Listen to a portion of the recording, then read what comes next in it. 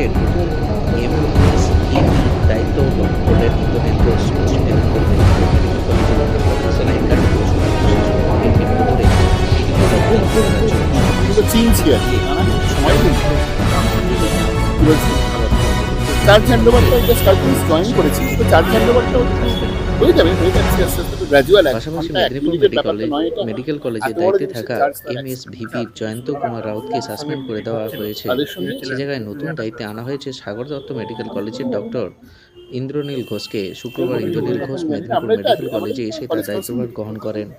পরবর্তীতে মেডিকেল কলেজের কর্তৃপক্ষের সাথে সিদ্ধান্তগুলো হলো আমরা সংবাদ মাধ্যমের স্টক মুখোমুখি সিচুয়েশনটা নিলাম, মেডিকেল কলেজে এসেছি এবং বিষয়টা গভর্নমেন্ট যে রেমেডিয়াল মেজার্স গুলো আমাদের আপনাদের নিতে বলেছেন সামনে জানাতে পারবো। সেগুলো কিভাবে আমাকে কিভাবে একটু সময় ইমপ্লিমেন্ট দিন। করা যায় তার সবাই একটা দায়িত্ব নিয়েছি। সরকার protocol আমাকে ঠিক যে বিষয়গুলি দেখার জন্য পাঠিয়েছে সেইগুলি দেখে বুঝে নিয়ে তারপর নর্মালটা তো খুব সব রিলেটিভ বলতে পারবো। স্বাস্থ্য ভবন একটু থেকে দাঁড়ান।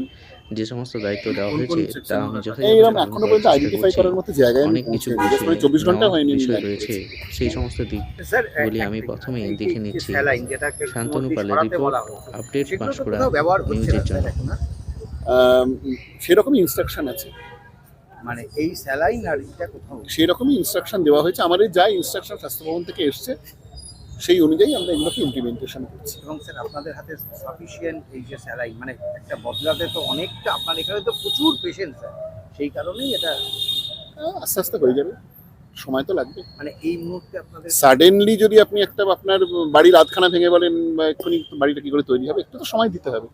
অ্যাজ আর্লি অ্যাজ পসিবল, যাতে পেশেন্টের সার্ভিস কোনোভাবে হ্যাম্পার্ড না হয়, যতটা মিনিমাইজ করা যায়, মানে অপটিমাম একটা জায়গায় আমাদের পৌঁছাতে হবে। মার্কেট থেকে পারচেজ করে হচ্ছে, এগুলো তো একটু দেখি কিভাবে করা যায়, স্বাস্থ্য ভবনের ডিরেকশনের জন্য।